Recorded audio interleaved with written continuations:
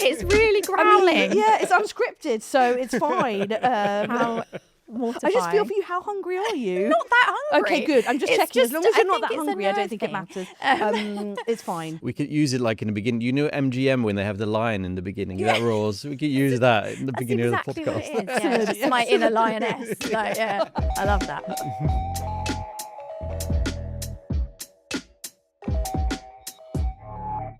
Hello and welcome to Unscripted. Today, Bram and I have got Vanessa Whitman with us. Vanessa's a partner in our finance, crypto and fintech disputes practice. And as well as that, she is a champion for mental health and well-being and wears many, many hats apart from that, and is one of the nicest people I've ever had Oh, that's so lovely. the joy of working with. So welcome, Vanessa. It's brilliant to have you here. So many different questions we would like to ask you, but we thought we'd start off maybe with the mental health and well-being network work that you do. Can you tell us a little bit more about that? Yes. So it's one of our many brilliant employee-led networks on the kind of diversity and inclusion side here. And it grew out of, we were originally part of the Enable network, which is our disabilities and wellbeing network. And then it must be maybe 8 or 9 years ago, the world was evolving, the industry was evolving, and people were more ready to tackle mental health and well-being as a topic of its own right. And so we started the new network, which focuses purely on that. But one of the things that I love about it is because obviously mental health and well-being is so universal to everybody that it means that everything we do is applicable to everybody. It's not, it's not sort of unique to one group of people. So we collaborate a lot with all of our other networks. Almost everything we do is a collaboration with other networks. And yeah, I love it. I'm very passionate about it. And it's one of the biggest joys of my job is having the freedom to be able to do that work as well as the, the disputes work. Yeah. And how did you first get involved?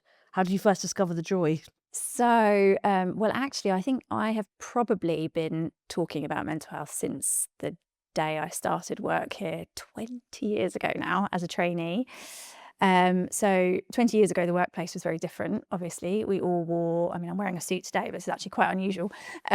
We all wore suits every day, and we used to have a dress down Friday, one Friday a month. I remember those days, yeah, actually. Right? Yeah. Dress down Friday. That was a real thing, luxury, wasn't it? It was like, woohoo, non-uniform day. It felt awkward in the office, right? I've always felt awkward in a t-shirt in the office. It was like, this feels not like the natural habitat for a t-shirt. Yeah, it's like being back at school, kind of like, and what am I going to wear? Yeah, totally. And then you saw people that you wouldn't think would be, oh, they're a big heavy metal fan. I wouldn't know that. You get a little insight into people's, So those dress down days used to be, we used to be able to nominate a charity. And so I started off just doing different mental health charities, one in particular which was very close to my family. And it sort of grew from there. So I think Rachel Chernabay, who's our head of health and wellbeing, at the time she was called I think she was health and safety manager or something, but she was noticing that we were getting lots of referrals for musculoskeletal issues, which were actually related to stress, but nobody was calling it stress. It was all kind of coming out in this kind of physical manifestation, but actually it was related to mental health and wellbeing. What are musculoskeletal issues? Shoulder neck problems, it's where we carry lots of our tension. So when we're stressed, we're kind of, when I'm stressed, my shoulders are always around my ears. Don't we notice you doing it and you're suddenly like, and I'm like, stop that. Yeah, totally. So brilliant to work with her and have her kind of support. And then it just kind of grew from there. And we got a few people in to talk about stress management and resilience and all of that. And then, as I say, it's become, the entire industry has become a lot more literate when thinking about mental health and wellbeing.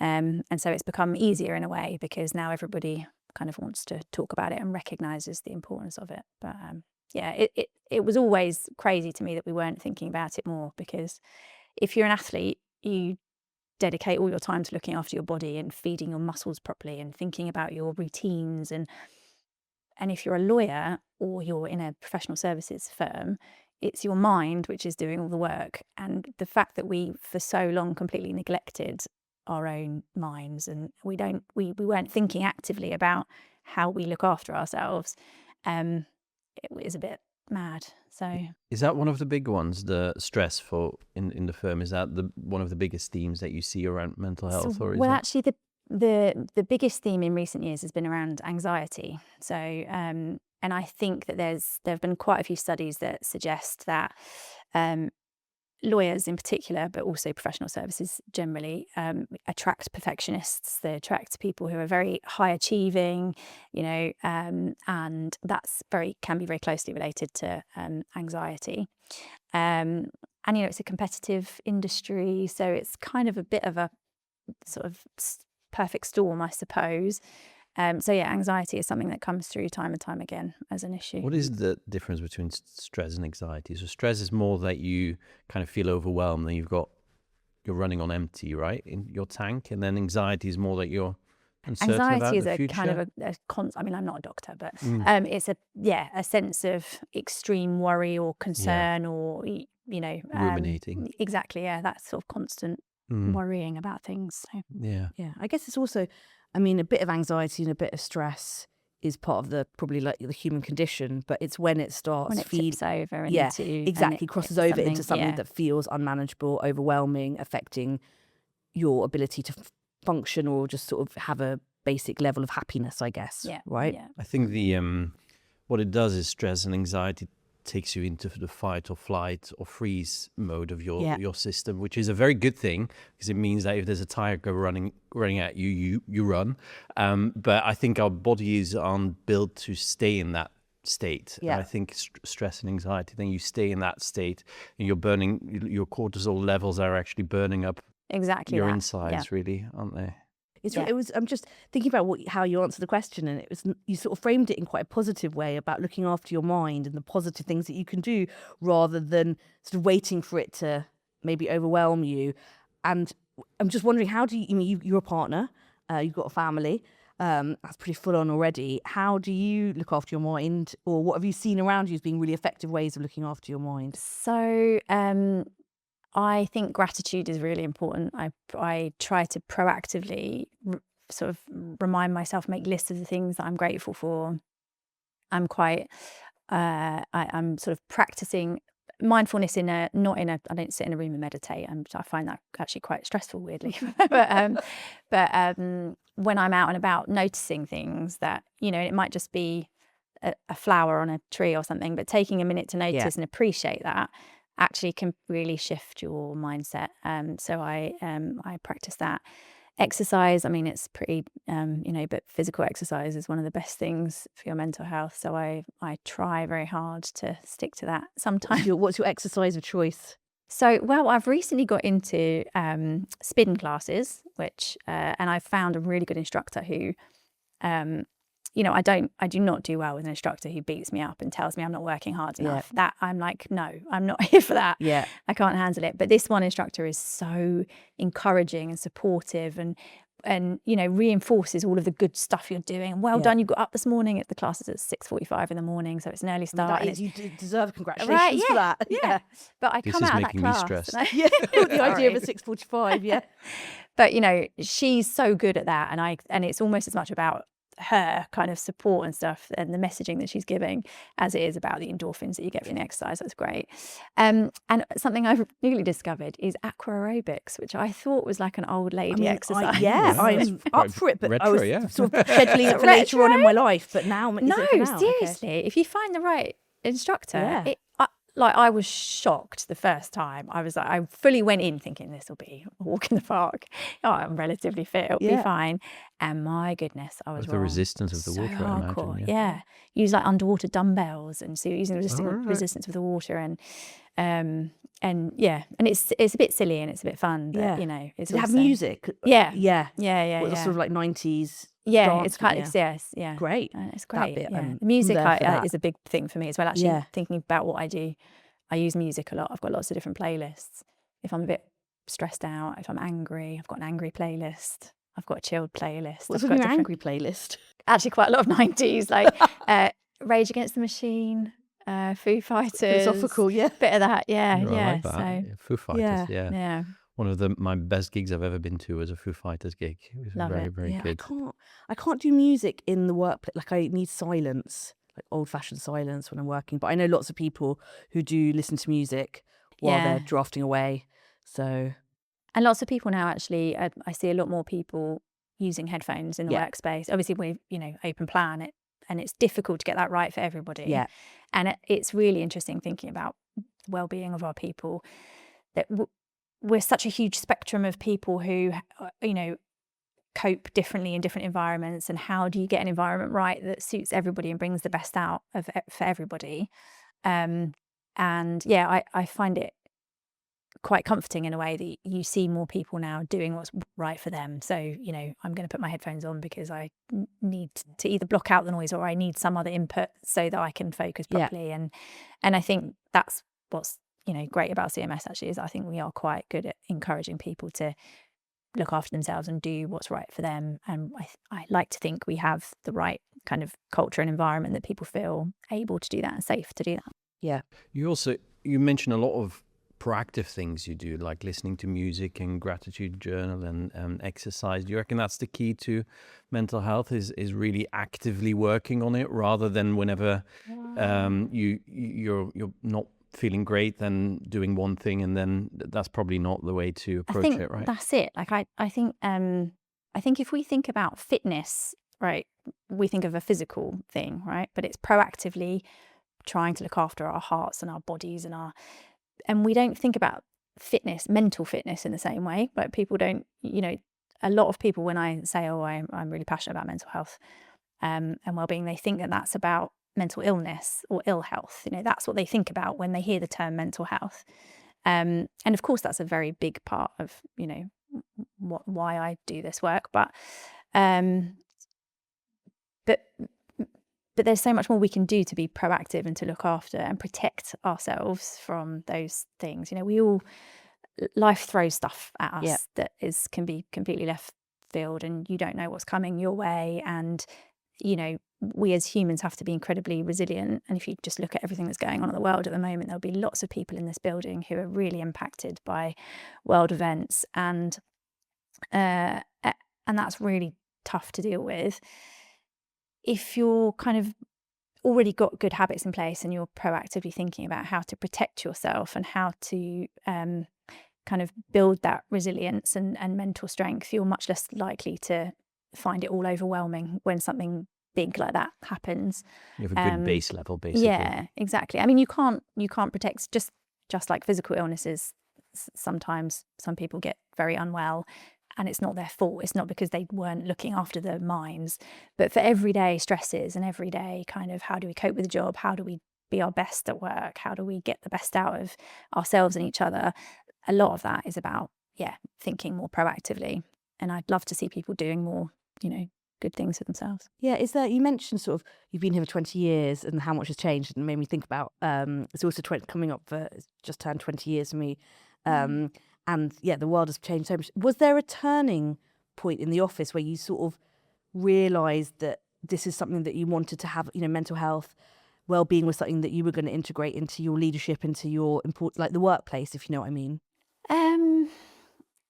I guess because it's always been something that's been very important to me. So it's always been something that I sort of wanted to integrate. And I think as I became more senior, I realised that the way you work with other people makes a huge difference to their experience at work, and then that feeds in. It's kind of a bit of a self-fulfilling cycle, right? So I was extremely lucky to have some fantastic partners who supported me through. I had a couple of really big things, as you would after over 20 years. Big things happen, very difficult things, and they were the sort of potentially life-changing things where I could have just said, I can't do that, I can't manage that's going on at home as well as this. Like I'm gonna have to give up work.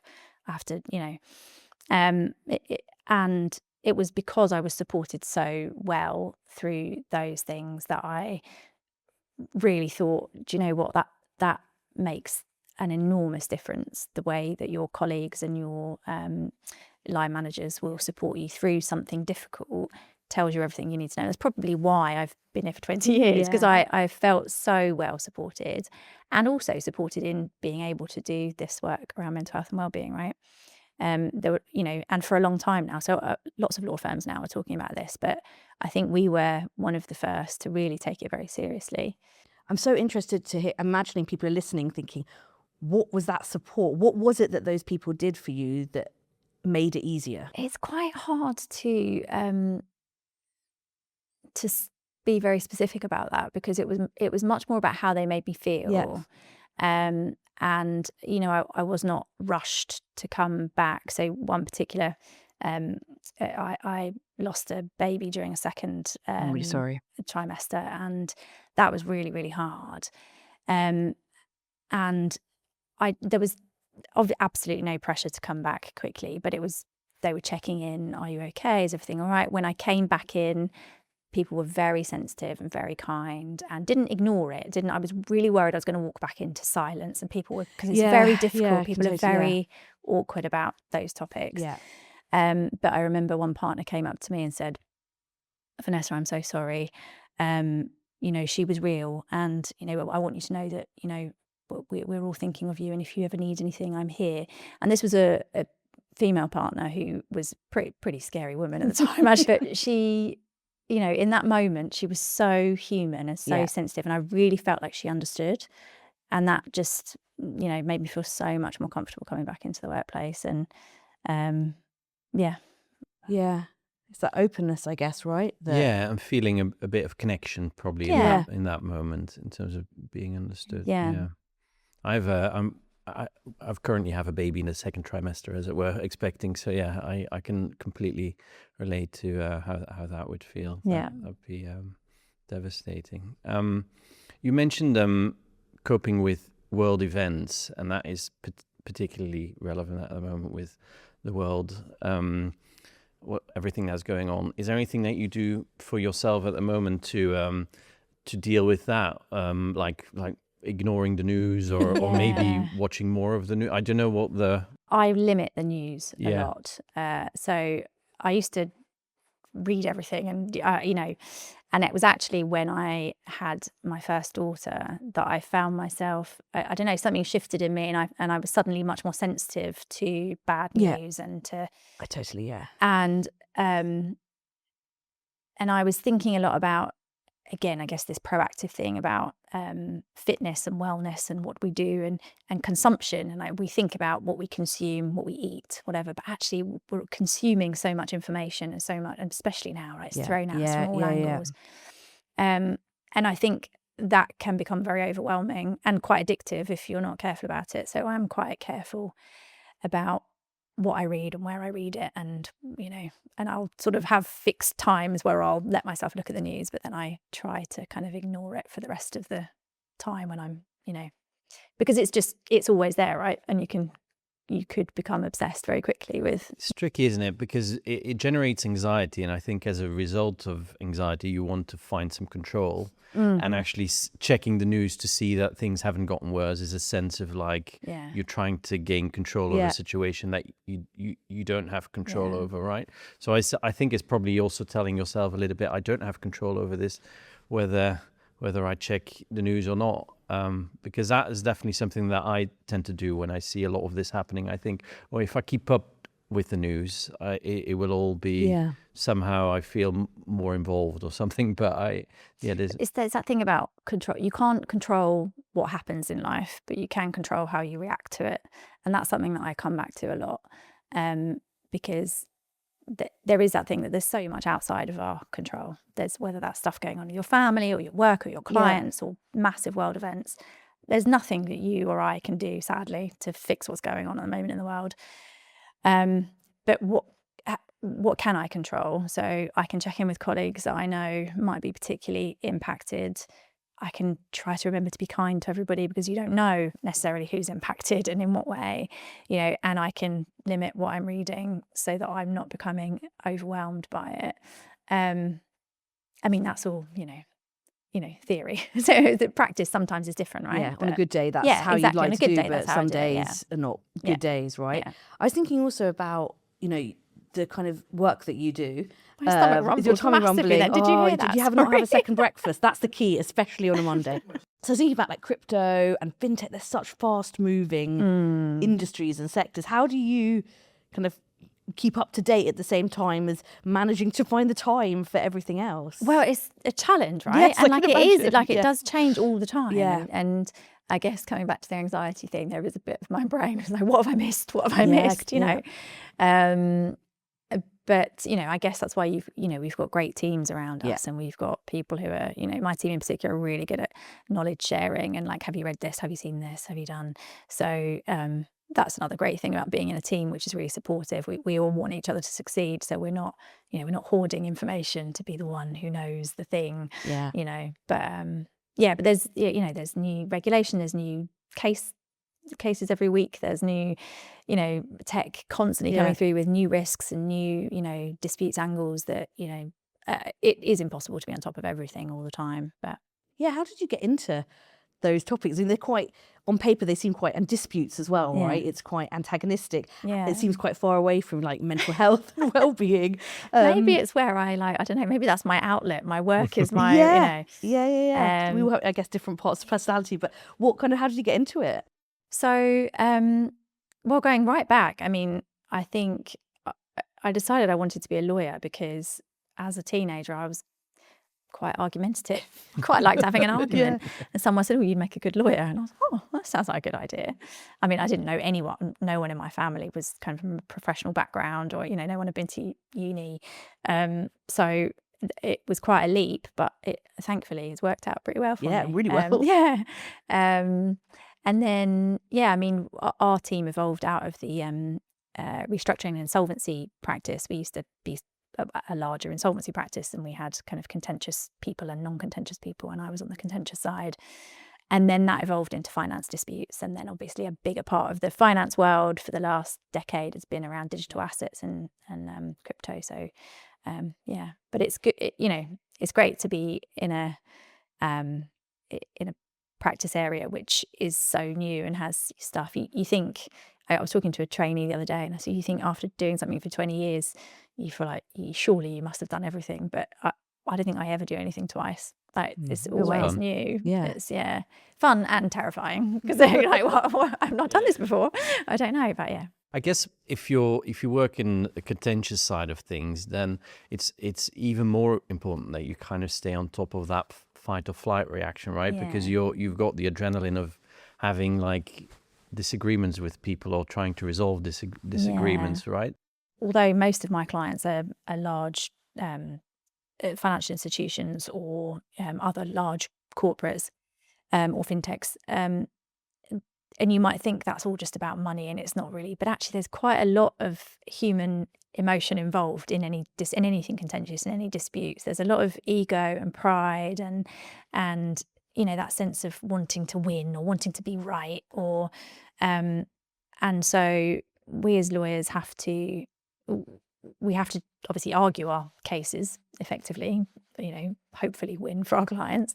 But there's a really big part is managing the client's own emotions and reactions to everything that's going on. And so a lot of the time I feel like a bit of an intermediary between, clients and our opponents. But I quite like that. It kind of brings my two worlds, my two hats together quite nicely. Yeah, that human element is absolutely key, I guess, is the like golden thread, right, that runs through everything. We're all human. We've all got whether our we like own. it or not. Yeah, exactly. Well, at the moment we're all human.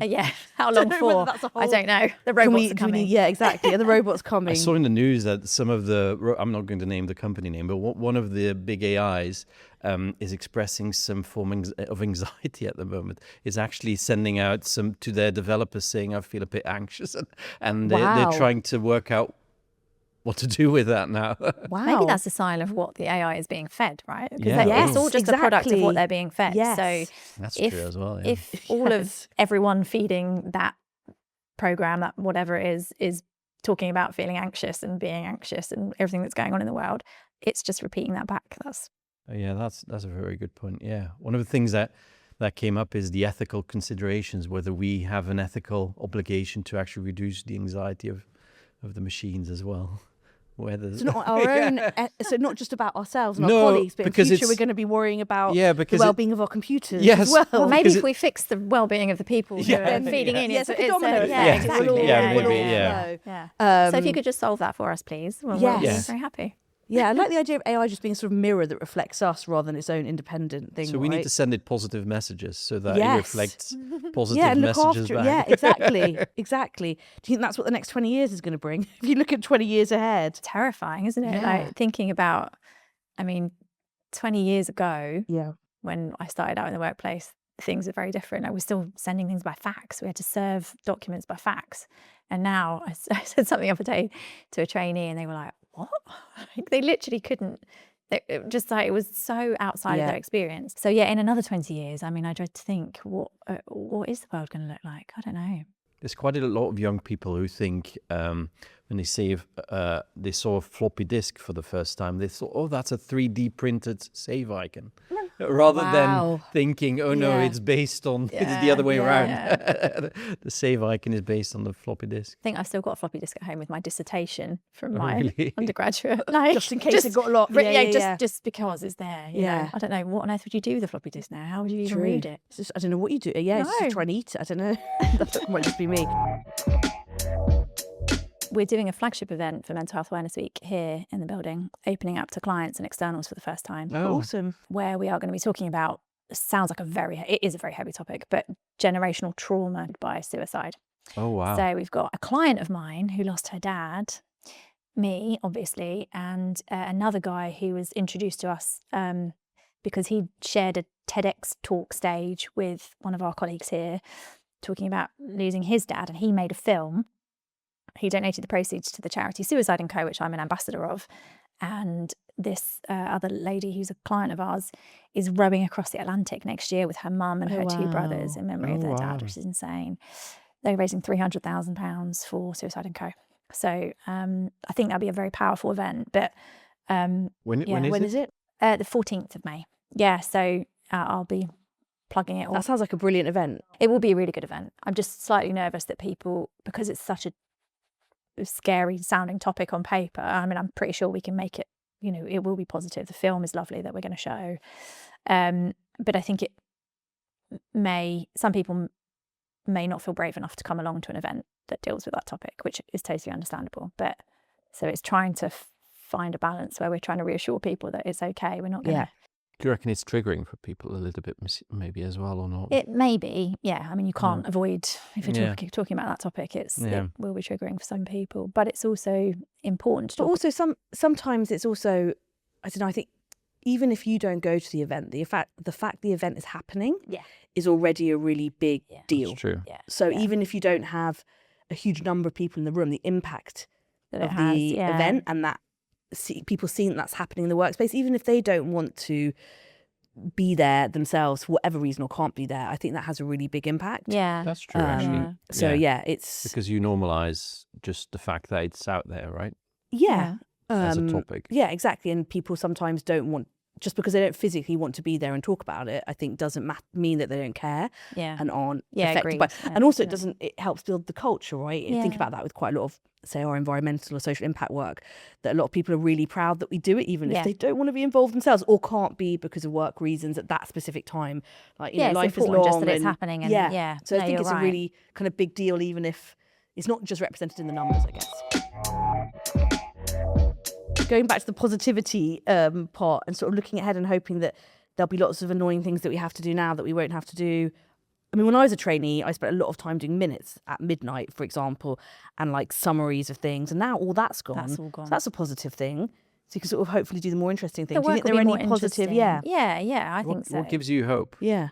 I think that there is a lot to be hopeful about. I think that, again, thinking about where our industry has come from and where it's going, I think it's much more inclusive now. It's much more open. It's much more willing to bend and flex and adapt to different ways of thinking and different ways of doing things, and much less rigid. And I think that can only be a good thing.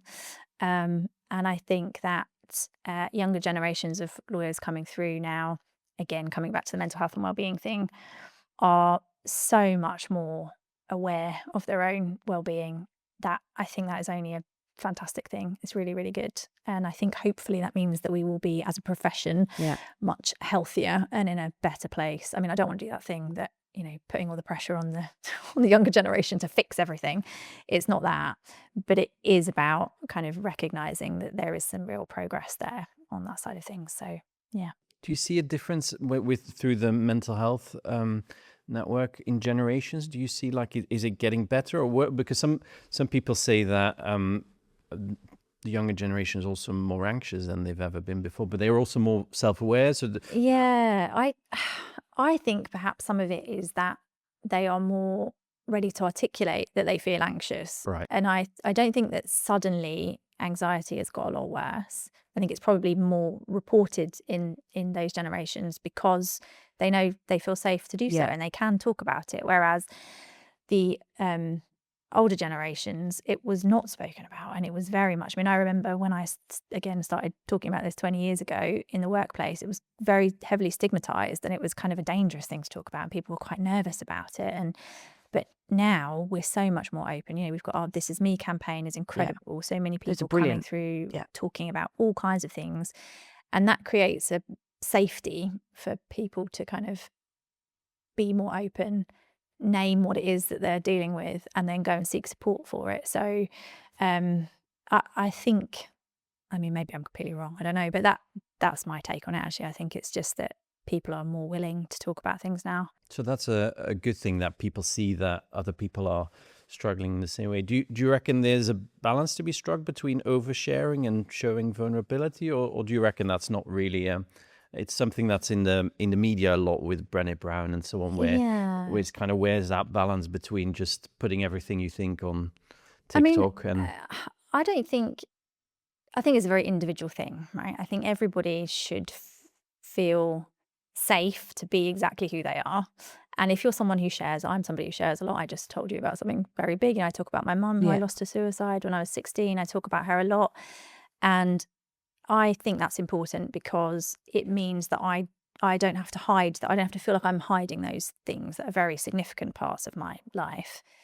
And in talking about those things, actually, I have so many conversations with people, not just at CMS, but outside of CMS, where because they've heard me say something or they've seen something I've posted on LinkedIn, they will then open up and talk to me about whatever it is. And then, then we can share ideas or, support services or whatever it is. I can signpost them to places. And there's a real power in that. So I think if you are a person who is comfortable sharing, then share away. Yeah. Not everybody is comfortable and nobody should feel obliged to share. It's not as if, we're saying, oh, wow, you've been diagnosed with PTSD, you must go and tell everybody about it. Of course you don't have to if you're not comfortable with that. But I think it's allowing people to be authentic to who they are, whatever that means to them. And if they are more of an introverted type and they don't want to share things, then that should also be completely fine. And in terms of how you respond to those things, and it's one of the things that we were actually discussing in with regards to the podcast, in terms of how do you respond to someone sharing something painful, like for instance, you mentioned your mum's suicide. When you bring that up, maybe people feel a bit uncomfortable in terms of what to do in that moment, and they might just brush it off and move to a new subject. Is there a good way of kind of responding to someone sharing something like that? I think if you respond with kindness to anything, thank you for sharing that with me. That sounds really hard. You don't necessarily have to, if you're not comfortable having a conversation about it, you don't have to, delve into conversation about it. But just acknowledging what's been said is sometimes enough. I mean, as I say, I think actually every time I talk about my own experiences, it's astonishing how many people have similar experiences and want to talk about it, and perhaps have never spoken about it because there's a lot of weight in topics like that. It's difficult. But if you know that you're speaking to someone who's already had a similar experience, that takes a lot of the kind of pressure off already. So that's why I think it's important to be open. But yeah, in terms of responding, I think kindness goes a really long way. My tummy's really rumbling. We want to get you that second breakfast or maybe lunch. Yeah, and thank you for sharing with us today, Yeah. because it's What great strikes to hear me that. is that it's the little things, right? It's when you mentioned when you had some time off and the partner was being just kind and understanding. It sounded like it was just like one single sentence, and like in terms of how you respond to people, I think maybe we sometimes overthink it. Yeah. Where we kind of think, oh, we need to. I need to. You don't know what to say. It's got to be perfect. Yeah, it needs to. I need to say Yeah. something meaningful, or I need to Yeah. bring my own story to this so that it feels like it's relatable. And if it means that people are silent because they don't know what to say, that's the worst thing. It's Oh, right, absolutely yeah. the That worst is the thing. worst, and that's often, it's a great book about grief that I've read recently by Julia Samuels, and just that sometimes quite English thing of not acknowledging and not wanting to kind of overstep the mark and step into someone's territory, and sort of people. A friend who had a terrible tragedy, and my husband said, "Oh, they definitely want some space away. Don't." And I'm like, "No, even if that's what I'm gonna get in touch, and they can ignore it if they want, but it's sending a message on, a text or a Teams message just to say, I know you've been through something really rough. I'm here for you if you want me. But then you see what happens next, right? If that person wants to talk, they'll be like, yeah, great, can we get a coffee, please? I'd really appreciate it. If they don't, they'll just say thank you, or they'll say nothing. But, doing that thing of, I cannot believe how much my tummy is rumbling. I'm so sorry. I'm so sorry. No, you don't need to apologise at all.